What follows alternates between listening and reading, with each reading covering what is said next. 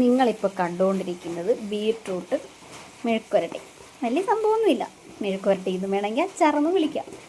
കുറച്ച് ബീട്രൂട്ട് അരിഞ്ഞ് വെളുത്തുള്ളിയും ഇച്ചിരി പച്ചമുളകും എല്ലാം കൂടെ അരിഞ്ഞ് കടുക് വറുത്ത് അതിനകത്തോട്ട് അങ്ങ് ഇട്ട് ഉപ്പും ഇച്ചിരി മുളക് പൊടിയും കൂടെ മിക്സ് ചെയ്ത് നല്ല അടിപൊളിയായിട്ട് ഇങ്ങനെ വരട്ടിയെടുക്കും. കുറച്ചൊന്ന് പൊടിയൊക്കെ മൂത്ത് കഴിഞ്ഞപ്പോഴത്തേക്ക് അതിനകത്തോട്ട് ഇച്ചിരി വിനാഗിരിയും കൂടെ ഒഴിച്ചു.